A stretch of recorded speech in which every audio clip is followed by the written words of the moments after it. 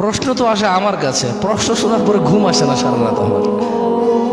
কি প্রশ্ন? হুজুর, একটা মেয়ে ডিভোর্সি, তার সাথে আমার যোগাযোগ হয়, কথাবার্তা হয়, বিবাহর যা সম্পর্ক সবই হয়। এখন আমার কাছে মনে হয় মেয়েটা লোভী, সে গিফট চায়, আর অন্যান্য ছেলের সাথে মনে কথা বলে। কিন্তু ইয়েতিম মানুষ, আমারও দয়া লাগে। আমার কি এই মেয়ের সাথে সম্পর্ক কন্টিনিউ করা জায়েজ হবে? আমি কি কয়, আপনি হাসতেছেন, আমার সারা রাত ঘুম আসে না। আমার বউ আমারে কয়, তুমি কি পাগল হয়ে গেলা, নিজে নিজে হাসো কেন? আমি বলি যে হাসবো না, কি করবো বুঝতেছি না, জবাব দেবো কি আমি? মানে প্রশ্ন এখন আর এটা না যে কোনো মেয়েকে বিবাহ করা ছাড়া কথা বলা যাবে কিনা।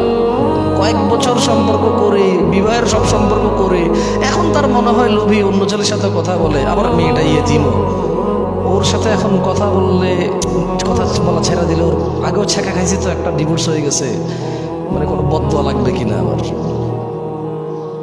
বলেন আমি কি জবাব দিব? আমার কাছে আসে প্রশ্ন। ইন্না লিল্লাহি ওয়া ইন্না ইলাইহি রাজিউন। যাই হোক, ওদের সোর্স অফ নলেজ আমার জানা নেই। মেয়ে খুব পর্দাশীল, কেন আপনার বোন নাই? ওই মেয়ে কি আকাশ থেকে পড়ছে নাকি? ওকে জানানো তোর কোনো বাবা নেই? ওর বাপ কি নিঃসন্তান নাকি? ওর বাপ কি, ওর বাপের কি পুত্র সন্তান নেই নাকি? ওর মেয়ের কি ভাই নাই নাকি? আকাশ থেকে আসছে, বিদেশ থেকে ওকে ইম্পোর্ট করে নিয়ে আসা হয়েছে।